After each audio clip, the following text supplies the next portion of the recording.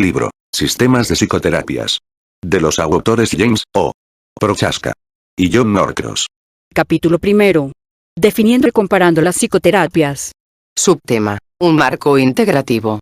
El campo de la psicoterapia ha sido fragmentado por conmociones sucesivas y ha quedado vacilante frente a la enorme cantidad de opciones que ofrece.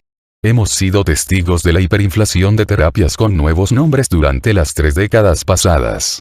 En 1959, Harper identificó 36 sistemas distintos de psicoterapia. En 1976, Parloff descubrió más de 130 terapias en el mercado terapéutico o, quizás más apropiadamente, la jungla terapéutica. En 1979, la revista Time reportaba más de 200 terapias. Estimaciones recientes colocan el número por encima de los 400 y creciendo. La proliferación de las terapias ha estado acompañada por una avalancha de posturas rivales. Cada sistema se propone como diferencialmente efectivo y como el único aplicable. Quienes desarrollan nuevos sistemas usualmente reclaman de un 80% a un 100% de éxito, a pesar de la ausencia de resultados de investigación controlada. Una diversidad saludable se ha deteriorado para convertirse en un caos poco saludable. Estudiantes, practicantes y pacientes son confrontados con la confusión, la fragmentación y el descontento. Con tanta cantidad de sistemas terapéuticos asegurando su éxito, ¿qué teorías deberían ser estudiadas, enseñadas o consumidas? El libro de algún creador de un sistema particular de terapia puede ser bastante persuasivo. Incluso podemos encontrarnos a nosotros mismos utilizando las nuevas ideas y métodos en la práctica mientras leemos el libro. Pero cuando nos convertimos en abogados de un enfoque radicalmente diferente, la confusión retorna. Oír a los diferentes representantes comparar psicoterapias hace poco por nuestra confusión, excepto confirmar la regla de que aquellos que no acuerdan sobre asunciones básicas, a menudo están reducidos a insultarse. Nosotros creemos que la fragmentación y confusión en psicoterapia pueden disminuir bastante por medio de un análisis comparativo de los sistemas de psicoterapia que resalte las similitudes a través de los sistemas, sin ocultar las diferencias esenciales. Un análisis comparativo requiere un entendimiento adecuado de cada uno de los sistemas individuales de terapia que se va a comparar. Al discutir cada sistema, presentaremos primero un ejemplo clínico breve e introduciremos a la persona que ha desarrollado el sistema. Luego trazaremos la teoría de personalidad del sistema, y veremos cómo llega a su teoría de la psicopatología, culminando en sus procesos terapéuticos, contenido terapéutico, y relación terapéutica.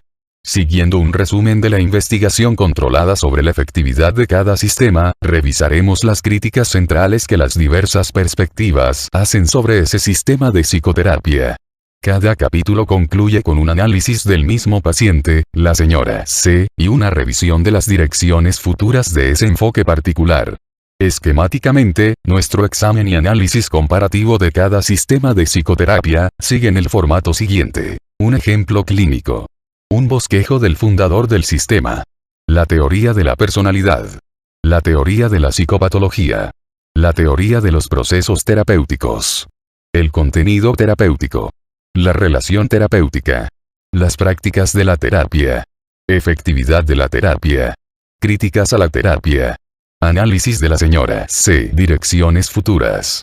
Al comparar sistemas, utilizaremos un modelo integrativo para demostrar similitudes y diferencias.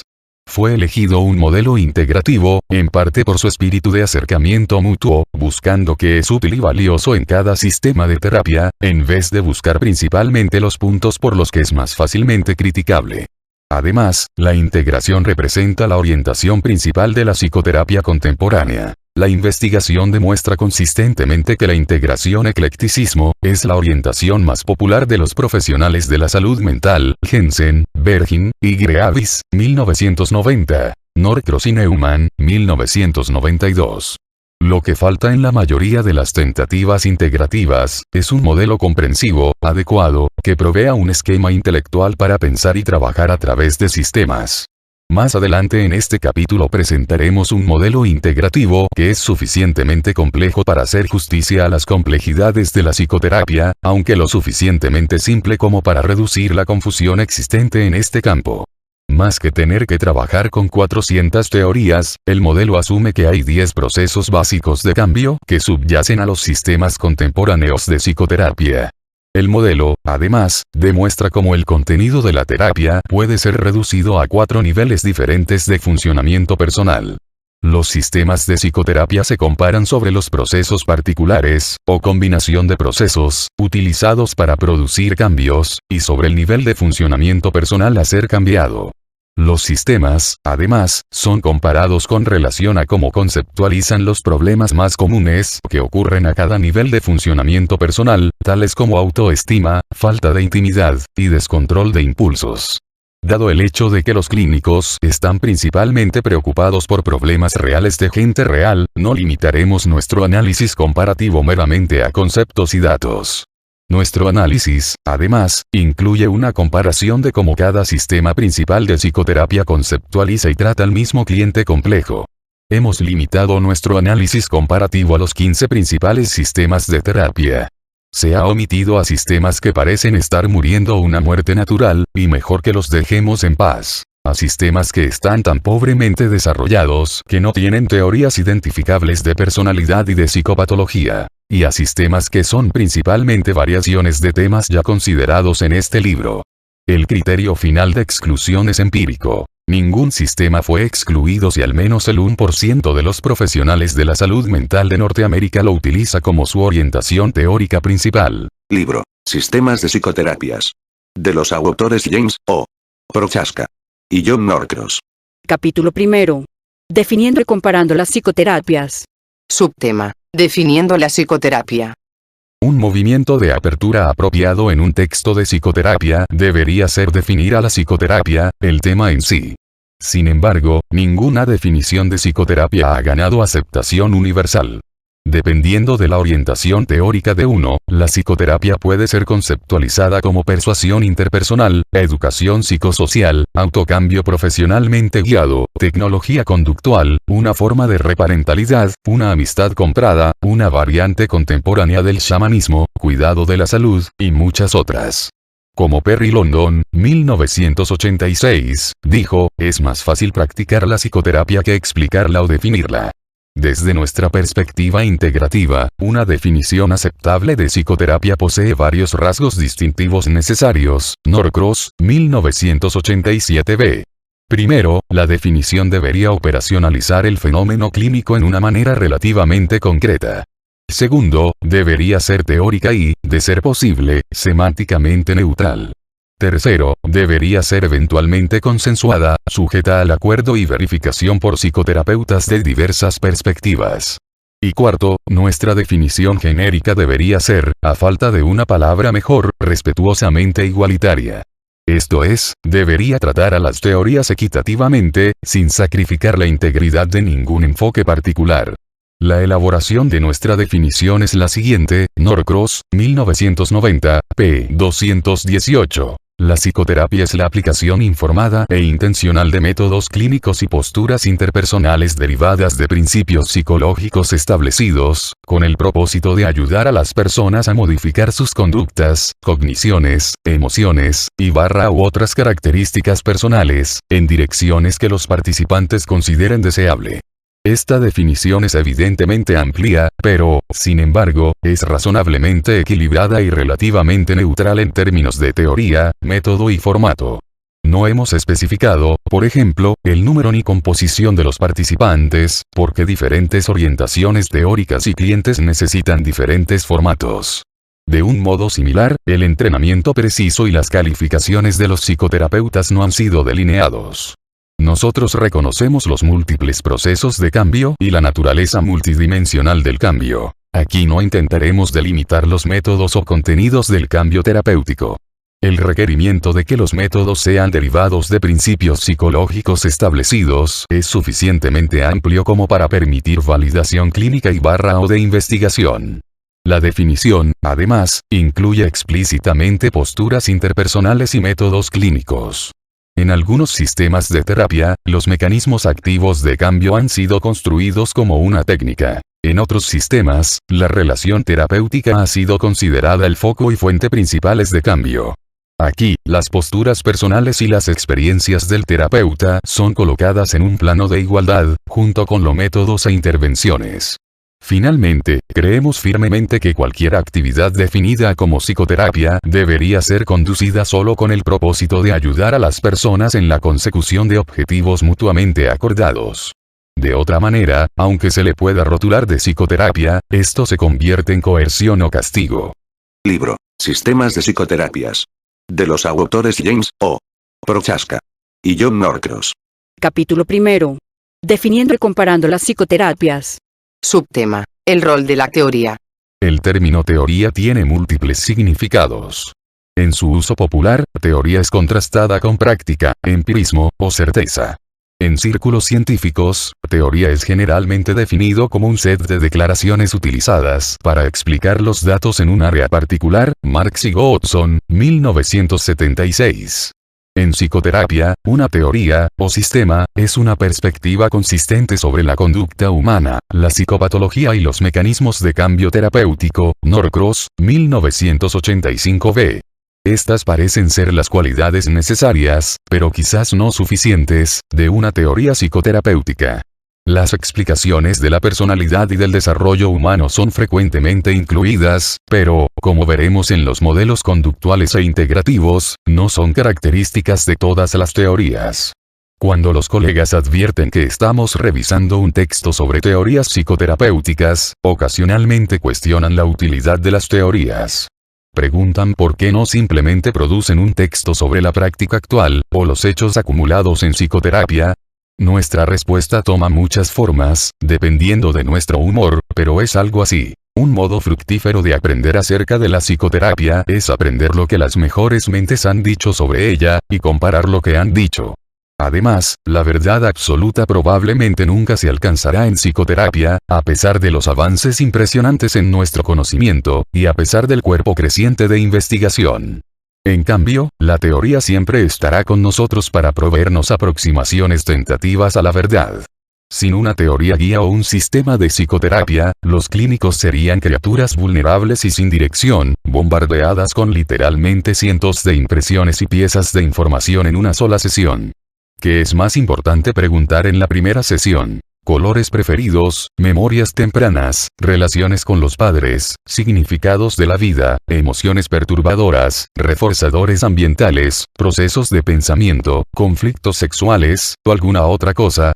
En cualquier momento dado, deberíamos enfatizar, confrontar, enseñar, modelar, apoyar, cuestionar, reestructurar, interpretar, o permanecer en silencio en la sesión de terapia. Una teoría de psicoterapia describe el fenómeno clínico, delimita el monto de información relevante, organiza esa información, e integra todo en un cuerpo coherente de conocimiento que priorice nuestras conceptualizaciones y dirija nuestro tratamiento. El modelo de humanidad que posea la orientación teórica de un sistema de psicoterapia no es meramente una cuestión filosófica. Afecta qué capacidades humanas van a ser estudiadas y cultivadas, y cuáles van a ser ignoradas y menos desarrolladas.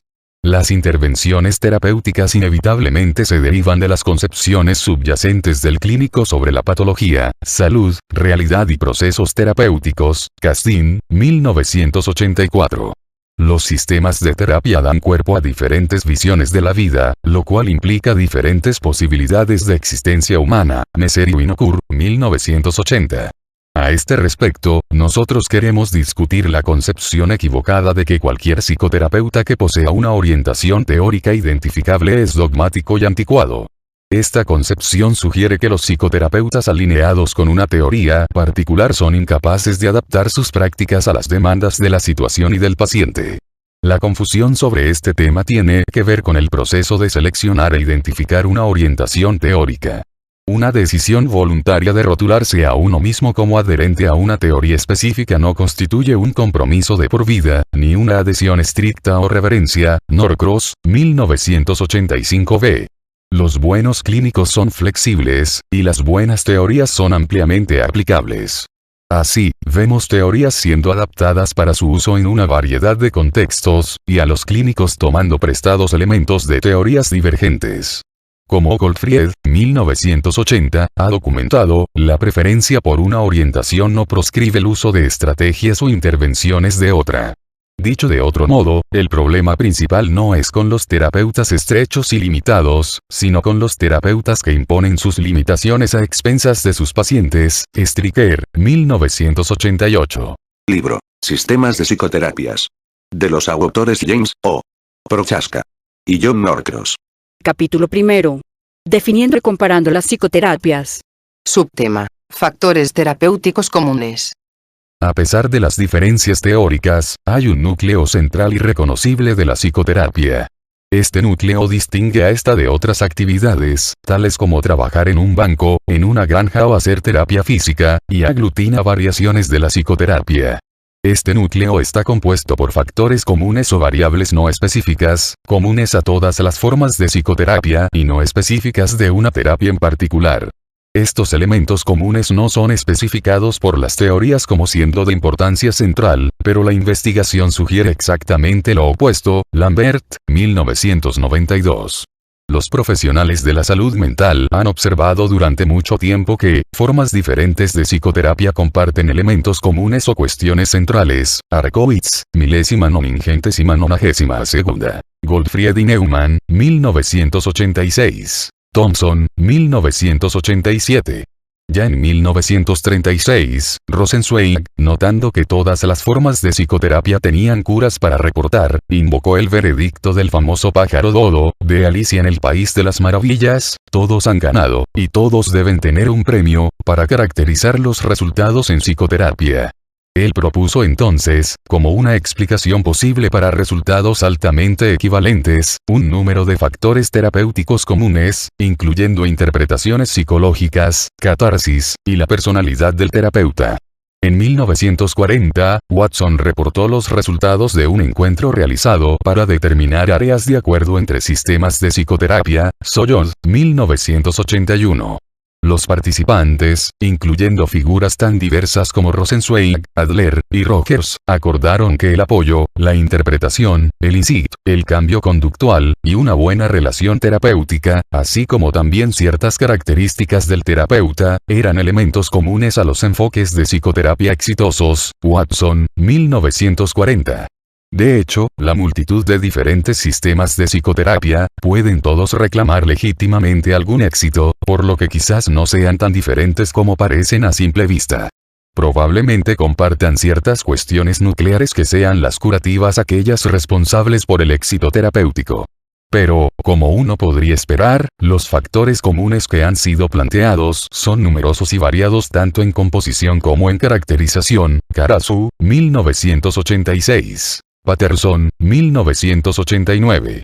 Diferentes autores focalizan sobre diferentes dominios o niveles del tratamiento psicosocial. Como resultado, han surgido diversas conceptualizaciones de estas cuestiones comunes. Nuestra consideración de los factores comunes estará guiada por los resultados de un estudio, Grenkavage y Norcross, 1990, que revisó 50 publicaciones para discernir convergencias entre factores terapéuticos comunes propuestos. En total, se propuso un número de 89 elementos comunes. El análisis reveló que los elementos comunes más consensuales eran las expectativas positivas de los clientes y una relación terapéutica facilitadora, cada uno de los cuales serán discutidos luego.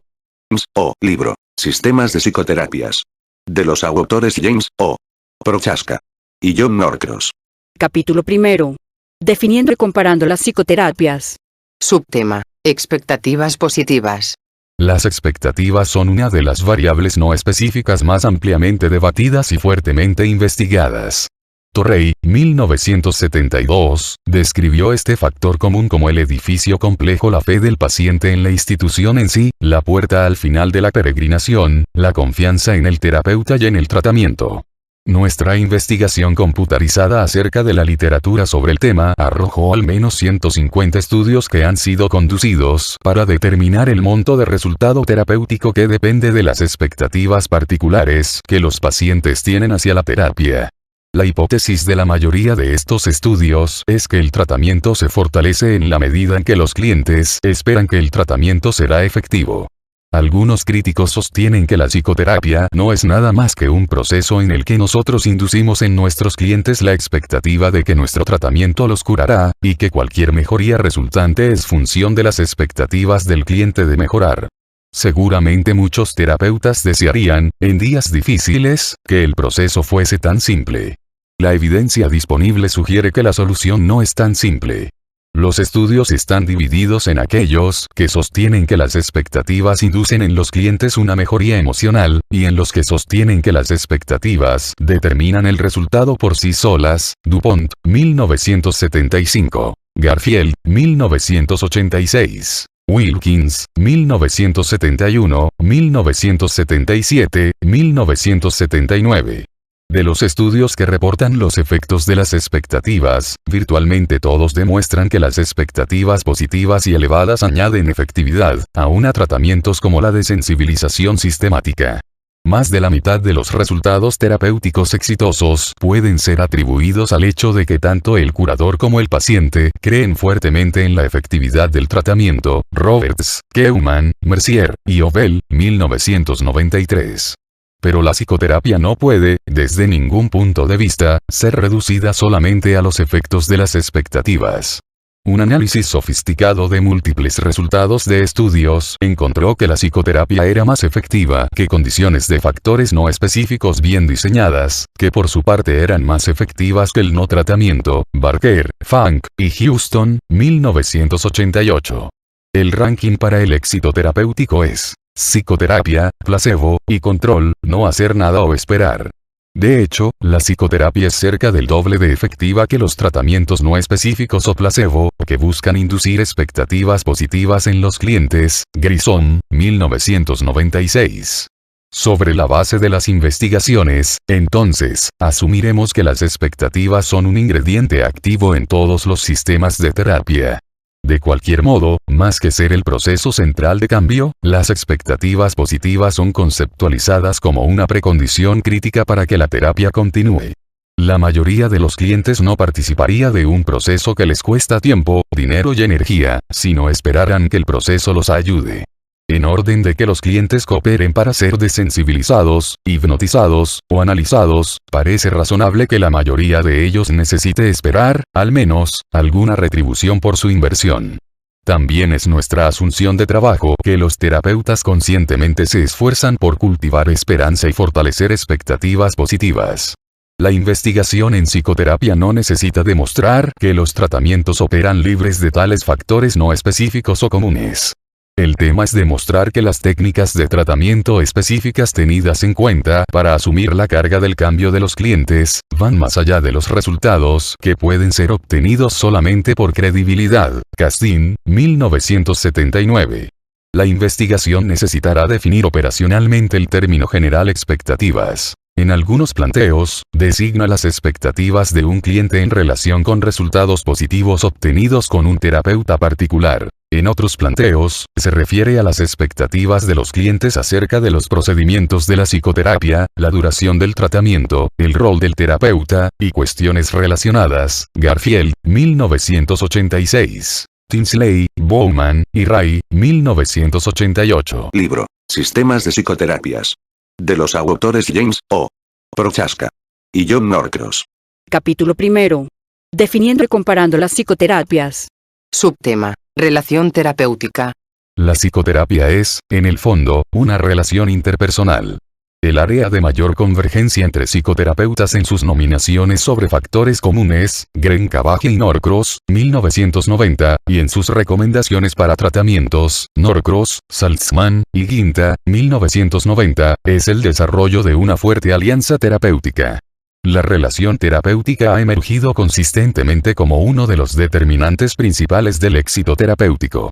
A través de varios tipos de psicoterapias, al menos el 10% del resultado psicoterapéutico, porque los pacientes mejoran en psicoterapia, es debido a la relación terapéutica. Horvat y Luborsky, 1993.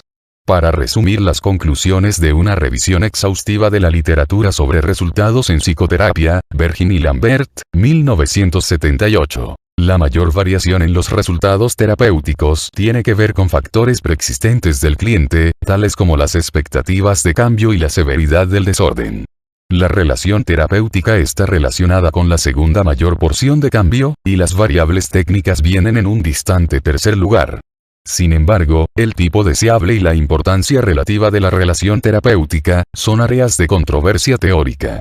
En un extremo del continuo, algunos sistemas de psicoterapia, como las terapias conductistas radicales, ven la relación terapéutica entre cliente y terapeuta como teniendo poca importancia. Los procesos y contenido que deben ocurrir en terapia podrían ocurrir igual de bien solamente con una computadora programada, sin la presencia del terapeuta. Para estos sistemas, un terapeuta se incluye solo por razones prácticas, porque nuestra tecnología para programar procesos terapéuticos y contenidos no está totalmente desarrollada como para permitir al terapeuta estar ausente. Hacia el medio del continuo, algunas escuelas de terapia, como las terapias cognitivas, ven la relación entre el clínico y el cliente como una de las precondiciones necesarias para que la terapia proceda. Desde este punto de vista, el cliente debe confiar y colaborar con el terapeuta antes de ser capaz de participar en el proceso de cambio. En el otro extremo del continuo, la terapia centrada en el cliente, de Rogers, ve la relación terapéutica como el proceso esencial que produce cambio.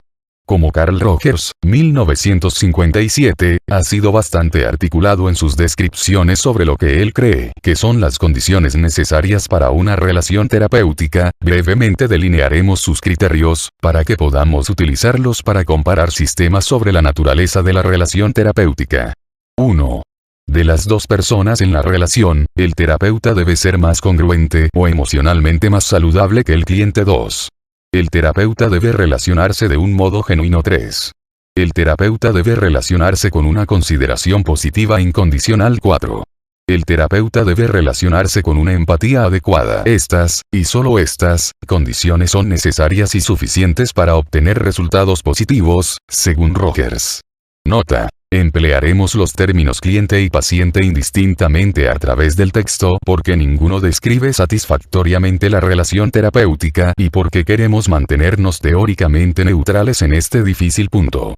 Y luego están aquellos sistemas de psicoterapia, tales como el psicoanálisis, que ven la relación entre el terapeuta y el paciente, principalmente, como la fuente del contenido a ser examinado en la terapia. En esta visión, la relación es importante porque trae el contenido de la terapia, la conducta interpersonal del paciente, al consultorio mismo. Así, el contenido a cambiar puede ser realizado durante la sesión de terapia, más que necesitar que la persona focalice en contenidos que ocurren fuera del consultorio. En vista de los diversos énfasis sobre el rol de la relación terapéutica en la conducción de la psicoterapia, será necesario determinar para cada sistema de terapia si la relación es concebida como 1. Una precondición para el cambio. 2. Un proceso de cambio, o 3. Un contenido a ser cambiado. Más aún, en cada capítulo que sigue, vamos a considerar la contribución relativa de la relación terapéutica al éxito eventual, así como también las conductas de los terapeutas diseñadas para facilitar tal relación. Prochaska, libro, Sistemas de psicoterapias. De los autores James O. Prochaska y John Norcross. Capítulo 1. Definiendo y comparando las psicoterapias. Subtema. Efecto Hawthorne. Los psicólogos han conocido por años que muchas personas pueden mejorar en conductas, tales como el rendimiento laboral, solamente como el resultado de que se les preste una atención especial. En los clásicos estudios de Hawthorne, Roethlisberger y Dixon, 1939, sobre los efectos de una mejor iluminación sobre la productividad en una fábrica, se descubrió que los participantes incrementaban su rendimiento como resultado solamente de participar en el estudio y que se les prestara atención especial.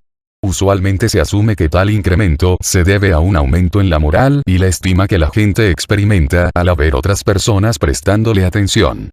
Un elemento común a todos los tratamientos psicosociales es que el terapeuta le presta una atención especial al cliente. Consecuentemente, se ha asumido que la atención es uno de los factores no específicos o comunes que impactan los resultados de la terapia.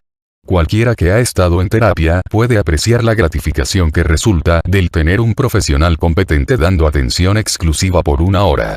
Esta atención especial puede, de hecho, afectar el curso de la terapia, incluyendo aquellos casos ocasionales en que los pacientes no mejoran porque no quieren perder tal atención especial.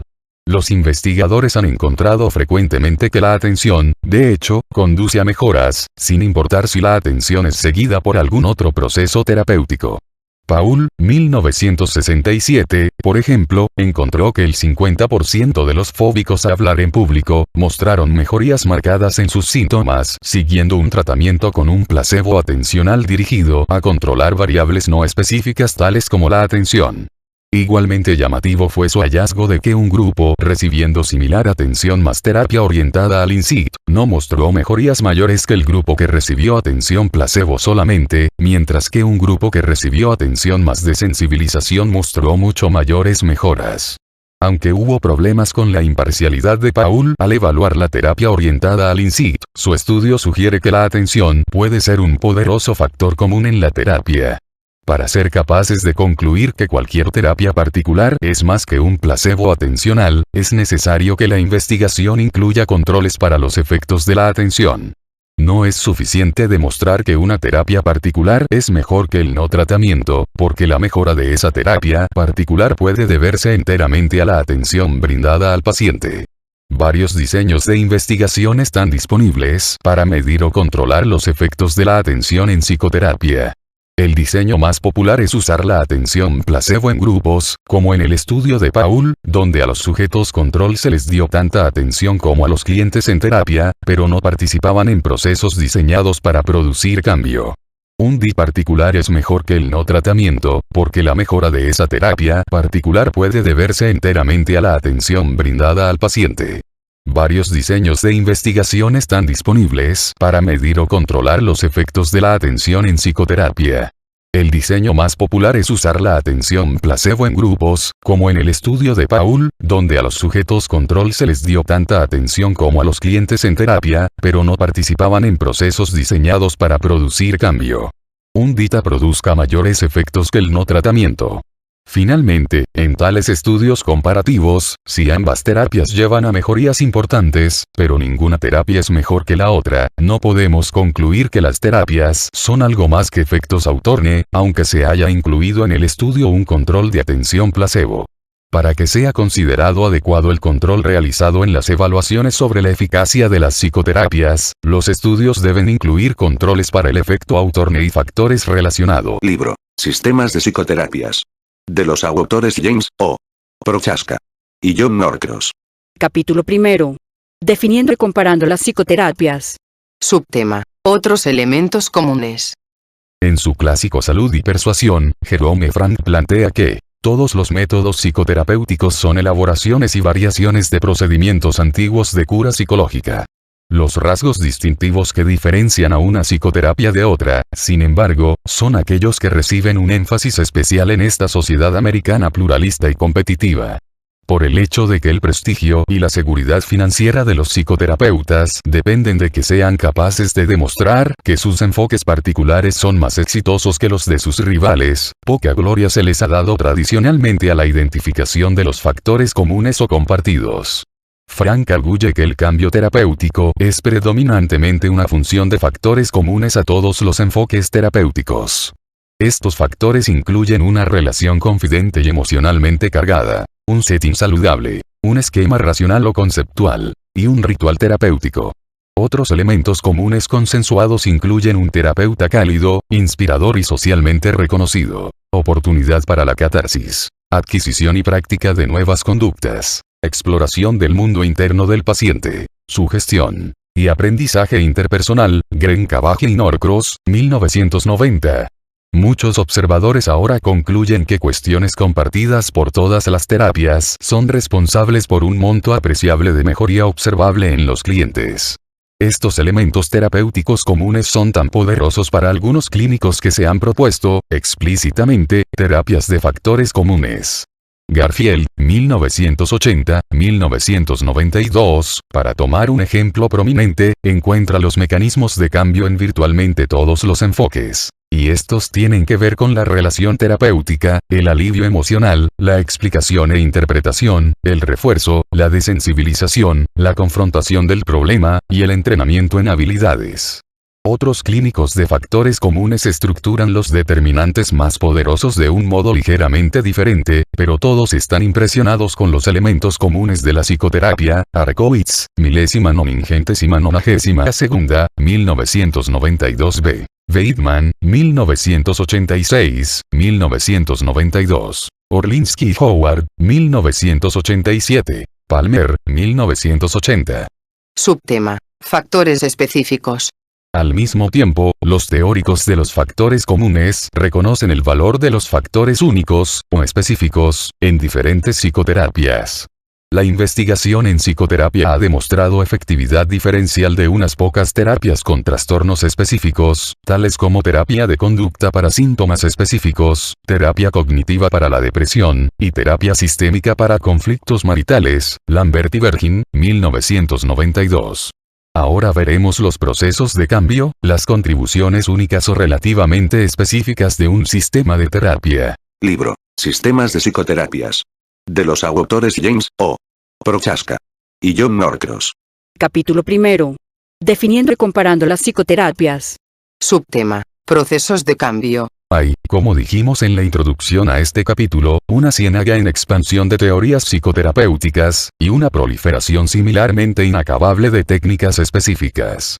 Consideremos el caso relativamente simple de dejar de fumar. En uno de nuestros primeros estudios, identificamos más de 50 tratamientos formales empleados por profesionales de la salud, y 130 técnicas diferentes utilizadas por personas que cambiaron por su cuenta para dejar de fumar exitosamente. Es que no hay un esquema de trabajo menor e inteligible con el que examinar y comparar las psicoterapias. El modelo transteórico, a través de teorías, reduce el número de técnicas terapéuticas a 10 procesos básicos de cambio. Probablemente nunca alcancemos un terreno común en cuestiones teóricas o filosóficas y, una búsqueda de elementos comunes a través de los enfoques en el dominio de técnicas específicas, probablemente no revelen mucho más que puntos menores de similitud. Por contraste, los procesos de cambio representan un nivel medio de abstracción entre teorías globales, tales como el psicoanálisis, conductismo y sistémica, y técnicas específicas, tales como el análisis de los sueños, o la relajación muscular progresiva, en donde encontramos los principales puntos de convergencia y de disputa entre sistemas de psicoterapia. Los procesos de cambio son las actividades abiertas y encubiertas que la gente realiza para alterar tanto afectos como pensamientos, conductas, o relaciones, en lo relativo a un problema particular o un patrón de vida más general. Los procesos de cambio son utilizados dentro de la psicoterapia, sin psicoterapia, y entre sesiones de terapia.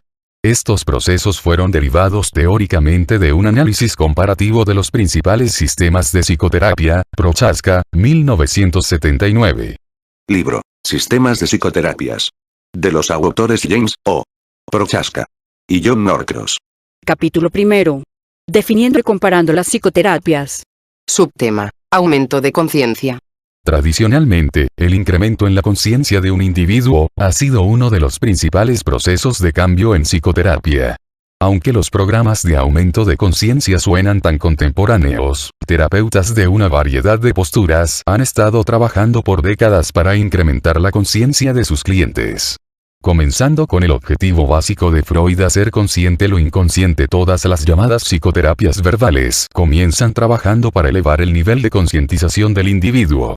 Es adecuado que las terapias verbales trabajen con el aumento de conciencia, ya que la conciencia frecuentemente ha sido asumida como una característica humana que emerge con la evolución del lenguaje. Aunque aún queda mucho por descubrir acerca de la expansión de la conciencia, algunos aspectos de la concientización son directamente relevantes a los sistemas de psicoterapia. Con el lenguaje y la conciencia no respondemos de un modo reflejo a la energía en un estímulo. Así, por ejemplo, la energía mecánica de una mano golpeando nuestra espalda no hace que reaccionemos con movimiento. En vez de eso, respondemos a la información contenida en el estímulo, ya sea que la mano que nos toca es la de un amigo palmeándonos la espalda, un ladrón que nos agarra por la espalda o nuestra pareja pegándonos. En orden de responder con efectividad, debemos procesar la información adecuada para que nos guíe en dar una respuesta apropiada al estímulo. Las terapias que incluyen el aumento de la conciencia asumen que lo que se incrementa es la información disponible para el individuo, para que de esta forma pueda realizar las respuestas más efectivas frente al estímulo. Para cada uno de los procesos de cambio, el foco del psicoterapeuta puede estar en producir cambio al nivel de la experiencia individual o al nivel del contexto del individuo. Cuando la información dada a los clientes está contenida en la estimulación generada por las propias acciones y experiencias del individuo, llamamos esto feedback. Un ejemplo del proceso de feedback ocurrió en el caso de una mujer de mediana edad que no era consciente de lo enojada que parecía.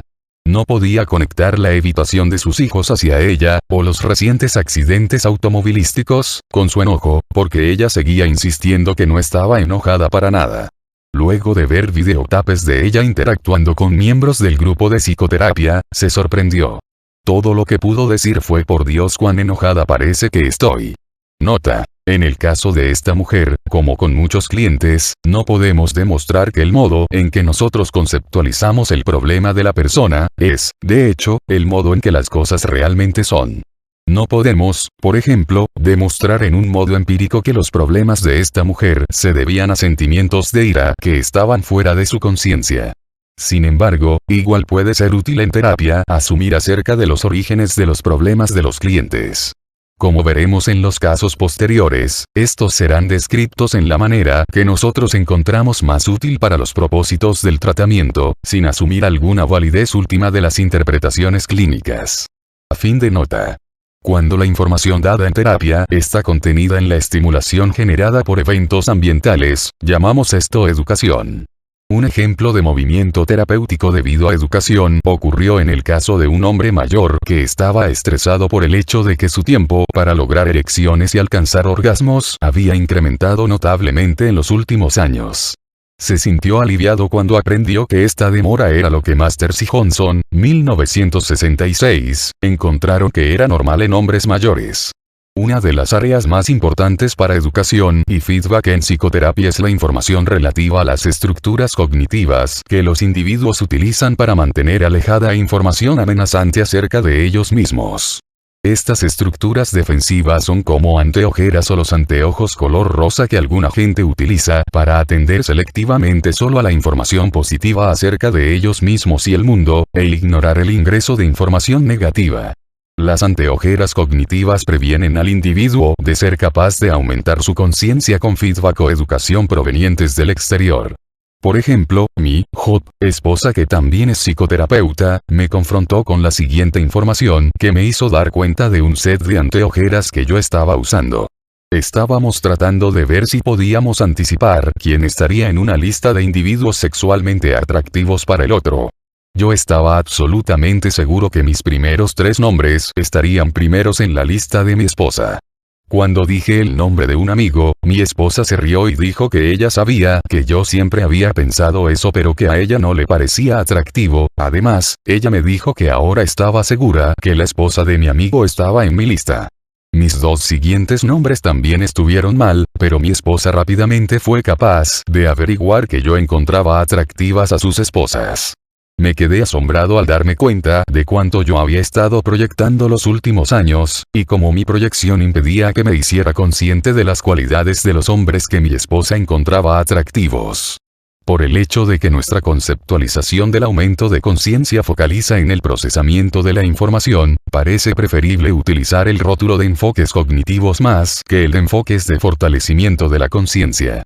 El concepto de cambios en la conciencia también es utilizado, en parte porque tiene una historia mucho más larga en psicoterapia. Aún más importante, el término procesos cognitivos puede ser engañoso si implica que la información procesada en terapia produce solo una respuesta cognitiva en los clientes. Obviamente la información en terapia es usualmente muy personal y probablemente produzca una reacción afectiva fuerte, tanto como una respuesta cognitiva. Esto ocurrió durante una sesión con una familia que había ingresado en terapia, en parte porque el padrastro había golpeado a su hijastro de 16 años de edad cuando lo encontró fumando marihuana. Durante varios años el padrastro había leído al chico material acerca de los peligros de la bebida y las drogas, pero el chico no podía entender por qué su padrastro se había enojado tanto con el tema.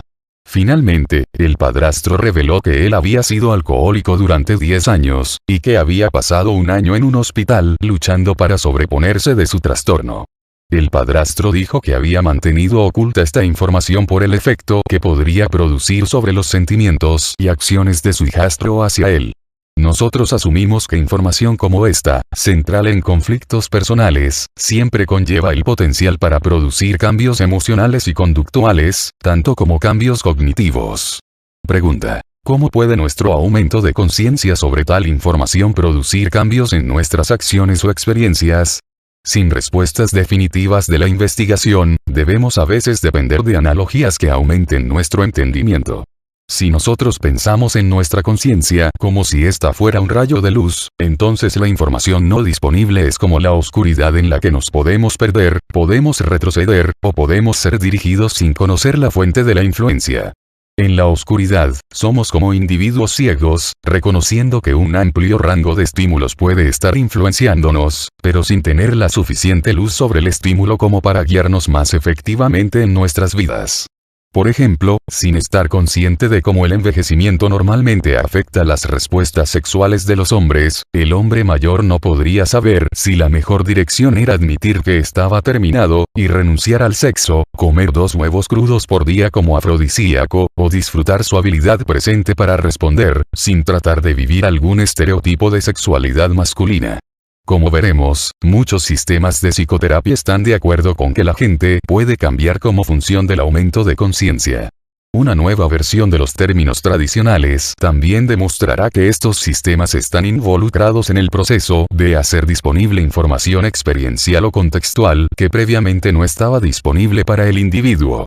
El desacuerdo entre algunos de estos sistemas de aumento de conciencia tiene que ver con las técnicas concretas que son más efectivas para ayudar a la gente a procesar la información que pueda afectarlos profundamente. Libro: Sistemas de psicoterapias. De los autores James O. Prochaska y John Norcross. Capítulo 1. Definiendo y comparando las psicoterapias. Subtema: catarsis. La catarsis tiene una de las tradiciones más largas como proceso de cambio terapéutico. Está bien establecido que los griegos antiguos creían que evocar emociones era uno de los mejores modos de proveer alivio personal y mejora conductual. Históricamente, la catarsis ha estado basada sobre un modelo hidráulico de las emociones, en el que afectos inaceptables, tales como la ira, culpa o ansiedad, son bloqueados de la expresión directa. El bloqueo de tales emociones resulta en una presión de los afectos buscando alguna forma de liberación, aunque sea indirecta, como cuando la ira es expresada a través de dolores de cabeza. Si las emociones pueden ser liberadas más directamente en terapia, entonces su reservorio de energía se descarga, y la persona es liberada de la fuente de sus síntomas. En una analogía diferente, el paciente con emociones bloqueadas es visto como emocionalmente constipado. Lo que estos pacientes necesitan para liberarse del estrés es un buen movimiento emocional. En esta analogía, la psicoterapia sirve como un enema psicológico que permite a los pacientes hurgar sus emociones y ser libres de la lucha contra tales sentimientos. El proceso terapéutico está dirigido a ayudar a los pacientes a quebrar sus bloqueos emocionales. Al expresar el lado oscuro de ellos mismos en presencia de otra persona, los individuos son presumiblemente más capaces de aceptar tales emociones como un fenómeno natural que no necesita ser controlado tan severamente en el futuro. Más a menudo, este proceso terapéutico se encuentra al nivel de la experiencia individual, en el que estímulo que elicita las reacciones catárticas proviene desde dentro del individuo. Podríamos llamar a esta forma de catarsis experiencias emocionales correctivas. Un colega amigo me relató una experiencia catártica hace varios años cuando él estaba tratando de ganar una lucha con la depresión. No había sido capaz de entrar en contacto con la fuente de su depresión, así que se tomó un día libre de su trabajo para su salud mental. Solo en su casa, puso algo de música y comenzó a expresar alguno de sus sentimientos por medio de una forma libre de danza que él llevaba a cabo solo cuando no había nadie más presente. Luego de varios movimientos muy relajantes, comenzó a experimentar una ira de su niñez hacia su padre, por estar siempre acosándolo. Pronto comenzó a expresar su ira intensa, rompiendo hasta hacer tirar la remera que tenía puesta. Cuando llegó su esposa él se sentía muy aliviado, aunque ella pensó que él había enloquecido cuando vio su remera. La creencia de que las reacciones catárticas pueden ser evocadas al observar escenas emotivas en el ambiente se remonta al menos a los escritos de Aristóteles sobre teatro y música.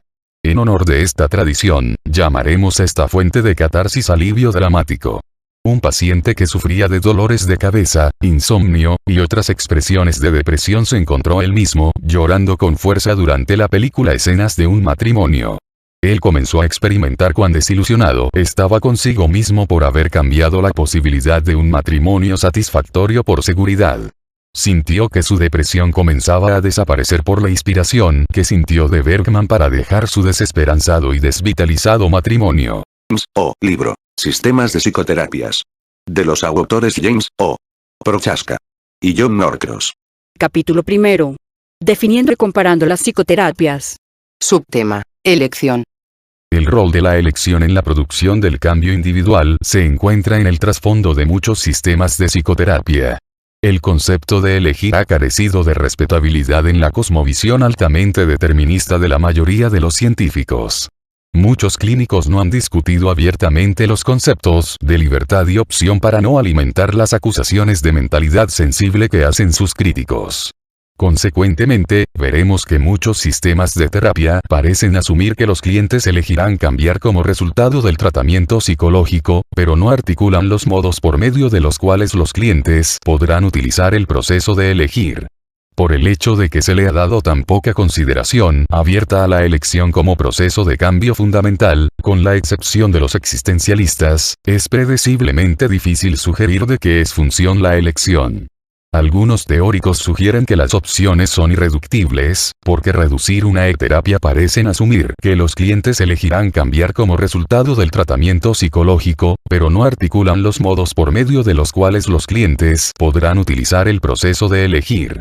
Por el hecho de que se le ha dado tan poca consideración abierta a la elección como proceso de cambio fundamental, con la excepción de los existencialistas, es predeciblemente difícil sugerir de qué es función la elección. Algunos teóricos sugieren que las opciones son irreductibles, porque reducir una tasa alternativas disponibles para un individuo. Si está disponible solo una respuesta, entonces no hay opción. Desde una perspectiva humanística, el número de respuestas disponibles puede aumentar radicalmente si nos volvemos más conscientes de las alternativas que no habíamos considerado previamente. Así, para una variedad de sistemas terapéuticos, un aumento en las opciones resulta de un aumento en la conciencia. La libertad para elegir ha sido construida tradicionalmente como una respuesta humana única hecha posible por la adquisición de la conciencia que acompaña el desarrollo del lenguaje. La responsabilidad es la carga que acompaña al aumento de conciencia acerca de que somos capaces de responder, de hablar por nosotros mismos. Si las opciones y la responsabilidad son posibles por la emergencia del lenguaje y la conciencia, parece entonces natural que los procesos terapéuticos dirigidos a volverse más libres para elegir, sean procesos verbales o conscientes. Las opciones más fáciles en psicoterapia se derivan de un procesamiento preciso de la información, vinculado a la concientización de las consecuencias de las alternativas particulares.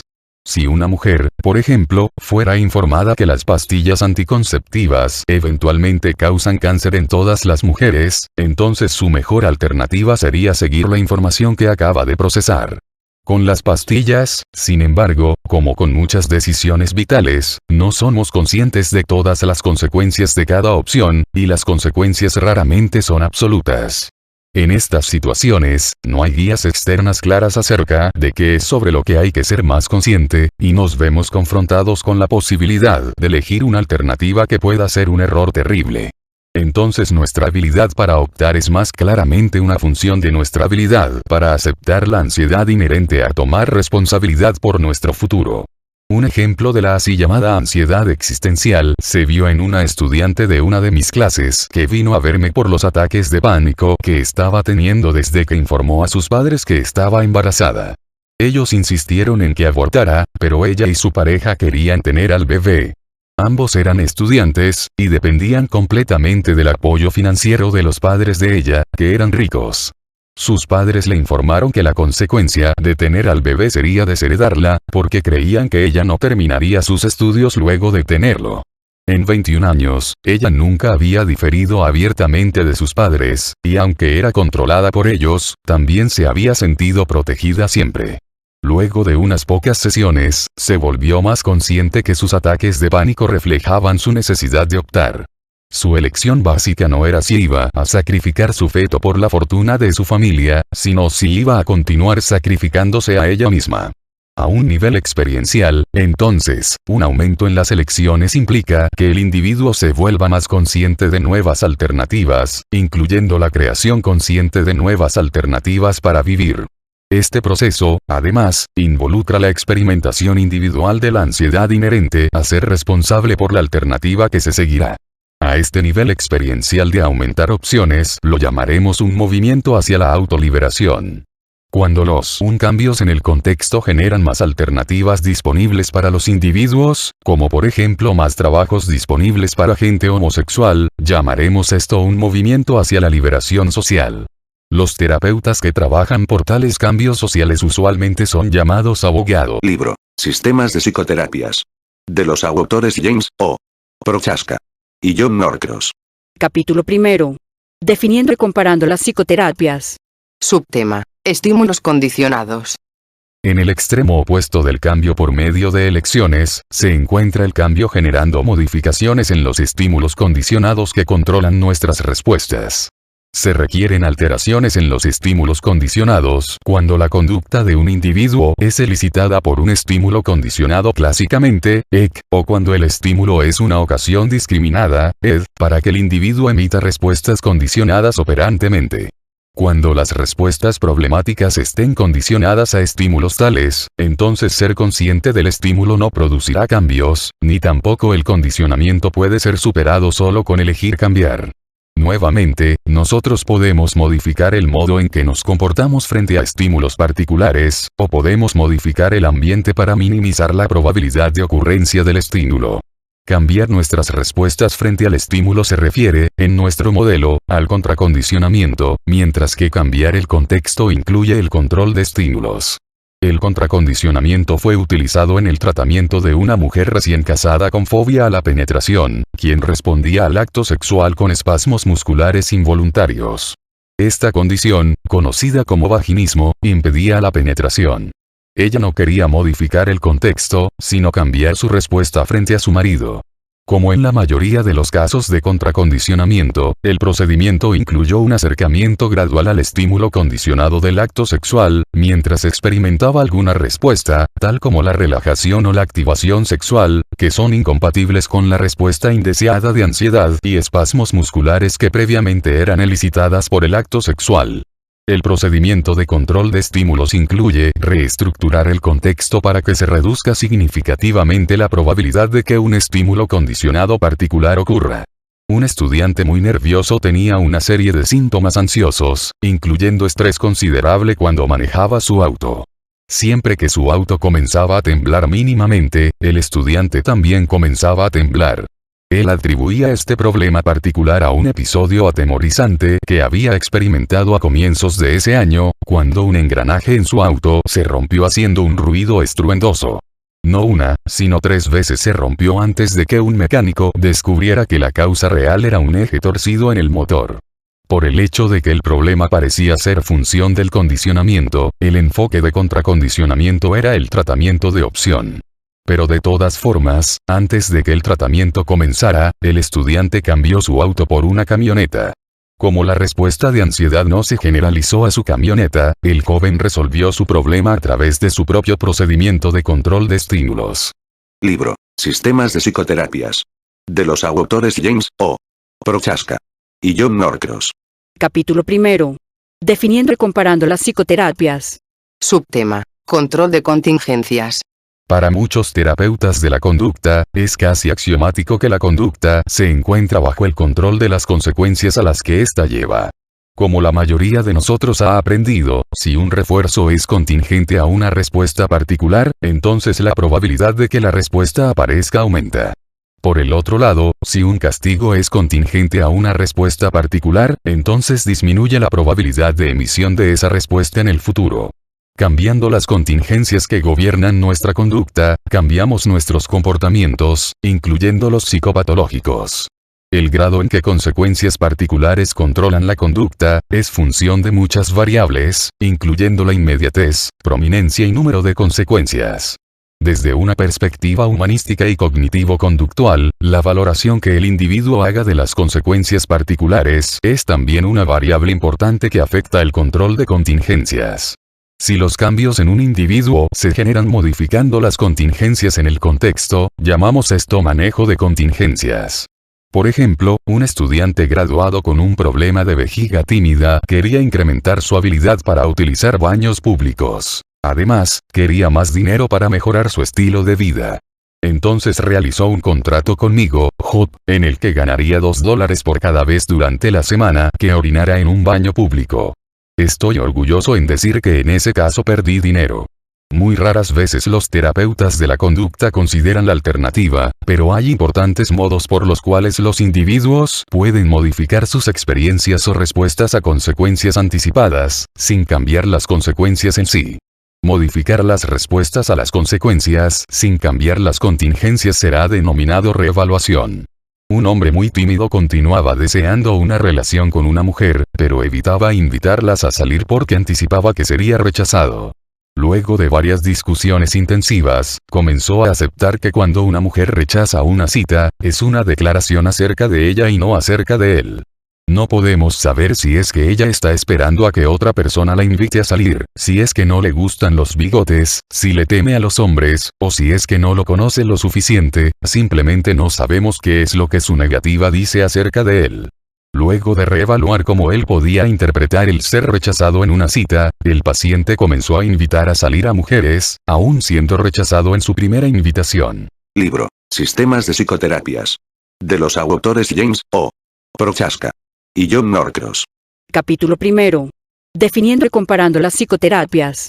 Subtema. Integración inicial de los procesos de cambio. Los procesos de aumento de conciencia, catarsis y de elección representan el corazón de las psicoterapias tradicionales verbales o de concientización, incluyendo las tradiciones psicoanalítica y humanística. Estas escuelas focalizan principalmente sobre los aspectos subjetivos del individuo, los procesos que ocurren dentro de la piel del organismo.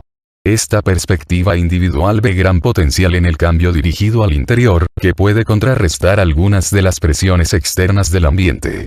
Los procesos de estímulo condicionado y control de contingencias representan el núcleo de las psicoterapias de acción o conductuales, incluyendo aquellas en las tradiciones conductual y sistémica. Estas escuelas focalizan principalmente sobre las fuerzas externas y ambientales que establecen límites al potencial individual para el cambio dirigido al interior. Es lo que los existencialistas llamarían el nivel más objetivo del organismo. Nuestro modelo integrativo y transteórico sugiere que focalizar solamente sobre los procesos de concientización tales como el aumento de conciencia, catarsis y elección, es actuar como si la dirección hacia lo interno fuese todo el panorama, y sería ignorar los límites genuinos que el ambiente puede establecer para el cambio individual. Por otro lado, el énfasis en la acción y en los procesos más objetivos, ambientales, selectivamente ignora el potencial para el cambio subjetivo que poseen los individuos. Un modelo integrativo sostiene que una síntesis de los procesos de acción y de concientización provee una mirada más balanceada que se mueve a lo largo de dimensiones continuas desde el control interno al control externo, desde el funcionamiento subjetivo al objetivo, y desde los cambios autoiniciados, a los cambios inducidos por el ambiente. Estas dimensiones continuas proporcionan un panorama más completo de los individuos, aceptando su potencial para el cambio interno mientras reconoce los límites que el ambiente y las contingencias pueden establecer a tales cambios. Libro. Sistemas de psicoterapias. De los autores James O. Prochaska y John Norcross. Capítulo 1. Definiendo y comparando las psicoterapias. Subtema. Contenido terapéutico. Los procesos de cambio son las contribuciones distintivas de un sistema de psicoterapia. El contenido a ser cambiado en cualquier terapia particular es principalmente un derivado de la teoría de personalidad y psicopatología de ese sistema. Muchos libros con el propósito de focalizar sobre la psicoterapia frecuentemente confunden el contenido y los procesos, y terminan examinando el contenido de la terapia, con poca explicación acerca de los procesos. Como consecuencia, realmente son libros sobre teorías de personalidad, más que teorías de psicoterapia. La distinción entre procesos y contenido en psicoterapia es fundamental. 1991. Como veremos, los sistemas de psicoterapia que carecen de teorías de personalidad son principalmente teorías sobre procesos, y poseen pocos conceptos predeterminados acerca del contenido de la terapia. Las teorías conductual, ecléctica, sistémica, y centrada en la solución, intentan capitalizar los aspectos únicos de cada caso, restringiendo las imposiciones del contenido formal, el 1991. Otros sistemas, como el adleriano, el existencial, y las terapias de sensibilización cultural, que adoptan procesos de cambio de otros sistemas de terapia, tendrán cosas para decir principalmente acerca del contenido de la terapia. Muchos sistemas de terapia difieren principalmente en el contenido, mientras que acuerdan sobre los procesos de cambio. Para decirlo con otras palabras, las teorías de personalidad y psicopatología nos dicen qué necesita ser cambiado. Las teorías de los procesos nos dicen cómo ocurre el cambio, Arkowitz, 1989. Por el hecho de que los sistemas de psicoterapia tienen muchas más diferencias en lo que respecta al contenido de la terapia, es mucho más difícil aportar algún orden e integración en este campo tan fragmentado. Una guía refrescante es el modelo comparativo entre teorías de personalidad de Maddy, 1972-1996. Hemos adaptado parte del modelo de Maddy para sintetizar y priorizar el vasto campo de los contenidos en psicoterapia. En términos de Maddy, 1972-1996, la mayoría de los sistemas de terapia asumen una mirada conflictiva de la personalidad y la psicopatología. Las teorías orientadas al conflicto difieren en el nivel del funcionamiento de la personalidad en el que focalizan. Algunos ven los problemas personales como el resultado de conflictos dentro del individuo. Maddy llama a esto conflictos intrapsíquicos, pero nosotros utilizaremos el término conflictos intrapersonales, indicando que los conflictos son entre fuerzas dentro de la persona, como por ejemplo un conflicto entre deseos de ser independiente y el miedo de dejar el hogar. Otras teorías focalizan sobre los conflictos interpersonales en la personalidad, tal como los desacuerdos crónicos entre una mujer que gusta de ahorrar dinero y su marido quien gusta de gastarlo. Otro grupo de teorías focaliza principalmente sobre los conflictos que ocurren entre un individuo y la sociedad. Llamaremos estos conflictos individuo-sociedad. Un ejemplo es la tensión de un individuo que quiere vivir una vida abiertamente gay, pero tiene miedo del ostracismo que pueda resultar de la desconfianza social hacia la homosexualidad. Finalmente, un número cada vez mayor de terapias está preocupado en ayudar a los individuos a ir más allá de los conflictos, hacia la plenitud o realización. En nuestro modelo integrativo, asumimos que los diferentes grupos de clientes tienen disfunciones que provienen de conflictos a diferentes niveles de funcionamiento de la personalidad. Algunos pacientes expresan conflictos intrapersonales, otros evidencian conflictos interpersonales, y otros están en conflicto con la sociedad. Algunos clientes han resuelto sus conflictos principales y han vuelto a psicoterapia con inquietudes relativas a cómo pueden crear mejor una existencia más plena y realizada. Debido a que diferentes pacientes tienen problemas a diferentes niveles de funcionamiento, compararemos los sistemas de psicoterapia y determinaremos cómo cada uno conceptualizaría y trataría los problemas que más comúnmente ocurren a cada nivel de desarrollo y de conflicto. A un nivel intrapersonal, examinaremos el enfoque de cada terapia en relación con los conflictos sobre la ansiedad y las defensas, la autoestima, y la responsabilidad personal. A un nivel interpersonal, consideraremos los problemas con la intimidad y la sexualidad, comunicación, hostilidad, y control interpersonal. A un nivel individuo-sociedad, compararemos sus perspectivas sobre el ajuste versus la trascendencia y el control de impulsos. Al nivel de la trascendencia de los conflictos hacia la realización y plenitud personal, examinaremos los enfoques terapéuticos sobre las cuestiones fundamentales del significado de la vida y la persona ideal que emergería de una terapia exitosa. La tabla 1.4 resume los contenidos terapéuticos más comunes que ocurren a diferentes niveles de personalidad. Abundan diferencias genuinas sobre si un problema particular, como una adicción, o un trastorno sexual o familiar son preferentemente conceptualizados como conflictos intra o interpersonales, y esperamos desacuerdos sobre nuestra asignación de los problemas a un nivel particular de funcionamiento de la personalidad. También reconocemos que cualquier teoría viable de la personalidad puede reducir todos los problemas a un solo nivel de funcionamiento que la teoría suma como crítico para la personalidad. Por ejemplo, una teoría intrapersonal de la personalidad puede presentar un caso convincente en que los trastornos sexuales se deban principalmente a conflictos dentro del individuo, tales como conflictos entre deseo sexual y ansiedad por el desempeño. Por contraste, una teoría individuo-social podría citar un argumento coherente de que los desórdenes sexuales se deben principalmente a las tensiones inevitables entre los deseos sexuales individuales y las prohibiciones sexuales de la sociedad. Nuestra asunción integrativa es que un análisis comparativo de las terapias demostrará que los sistemas particulares han sido especialmente efectivos en conceptualizar y tratar los problemas relativos al nivel de personalidad de su teoría. Al comparar sistemas de psicocontraste, una teoría individuo-social podría citar un argumento coherente de que los desórdenes sexuales se deben principalmente a las tensiones inevitables entre los deseos sexuales individuales y las prohibiciones sexuales de la sociedad. Nuestra asunción integrativa es que un análisis comparativo de las terapias demostrará que los sistemas particulares han sido especialmente efectivos en conceptualizar y tratar los problemas relativos al nivel de personalidad de su teoría. Al comparar sistemas de psicotomas personas en el conflicto, como por ejemplo un marido y su esposa u otros miembros de la familia.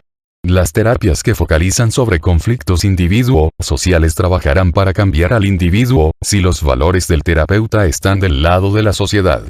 Por ejemplo, al trabajar con un paidofílico que no tenga conflictos internos sobre tener relaciones sexuales con niños, un terapeuta trabajaría para cambiar al individuo, asumiendo que los valores del terapeuta convergen con los valores de la sociedad, en lo inaceptable de su conducta sexual.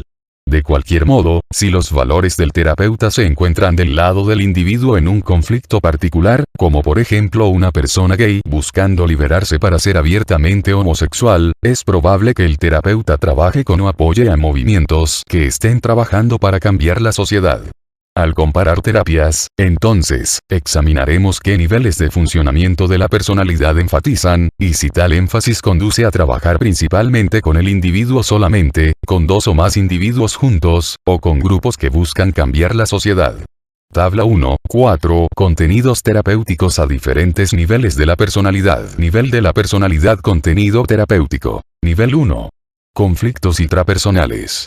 Incluye las ansiedades y defensas, los problemas de autoestima, y la responsabilidad personal. El nivel 2. Conflictos interpersonales. Incluye la intimidad y sexualidad, la comunicación, la hostilidad y el control de otras personas. El nivel 3. Conflictos individuo-sociales.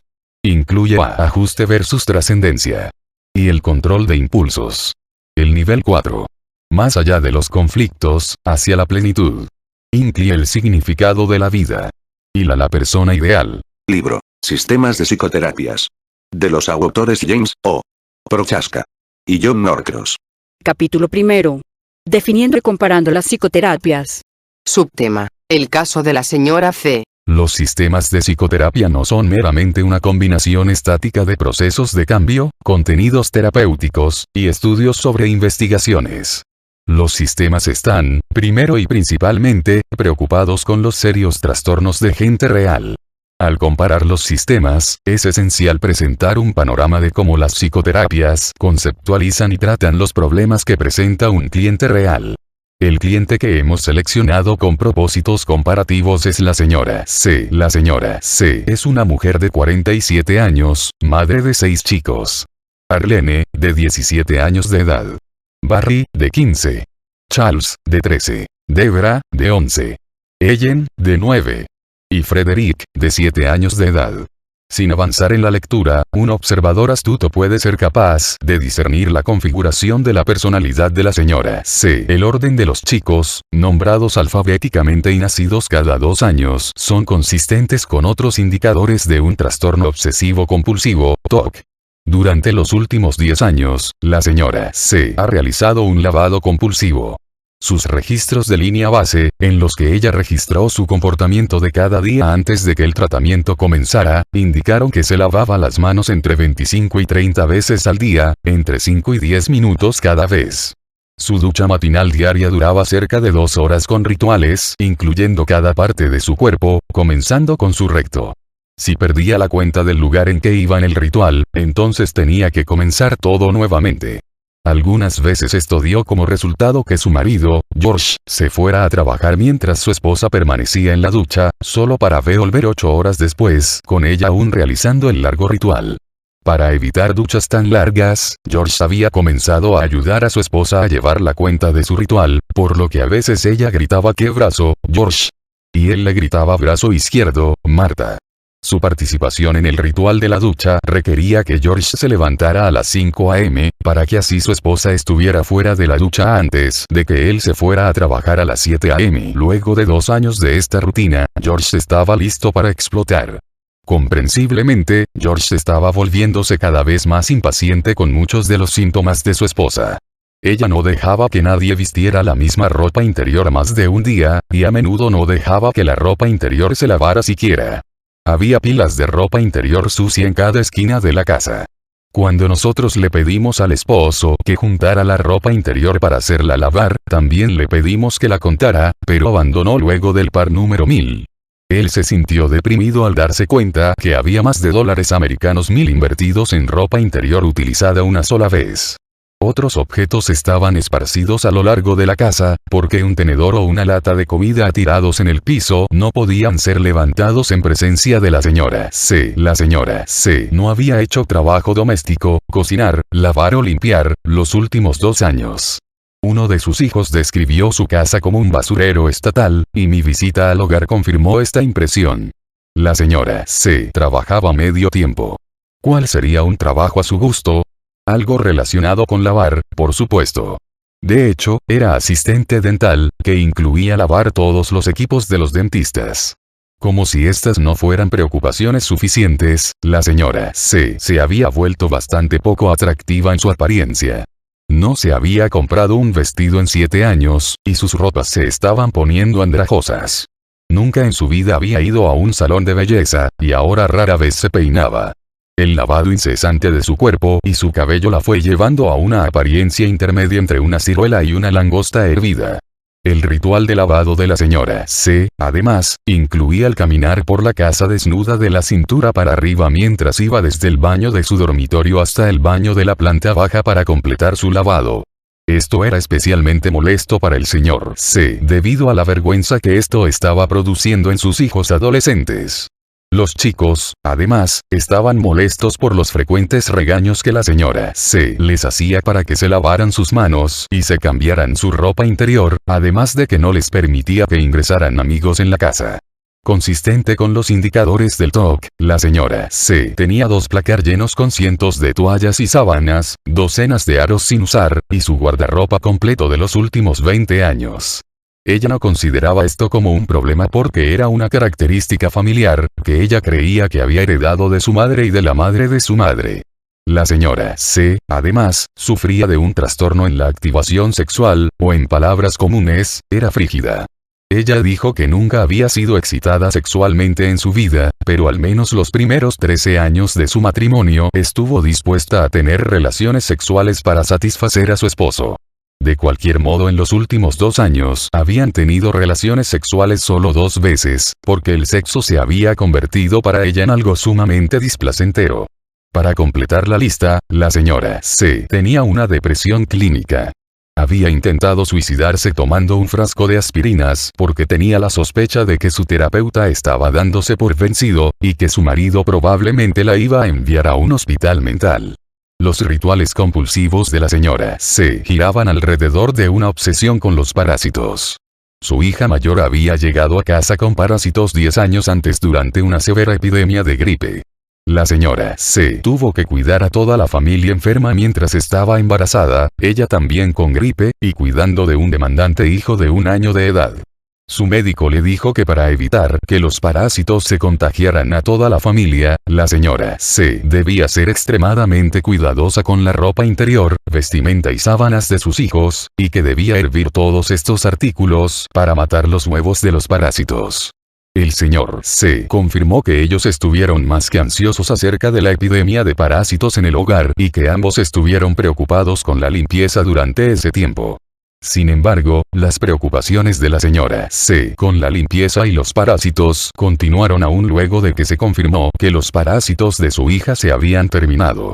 La pareja se reconocía un relativamente buen matrimonio antes del episodio de los parásitos.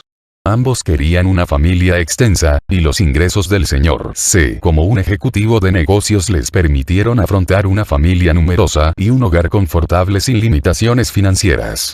Durante los primeros 13 años de su matrimonio, la señora C había demostrado algunos rasgos obsesivo-compulsivos, pero nunca en un grado en que el señor C los considerara un problema.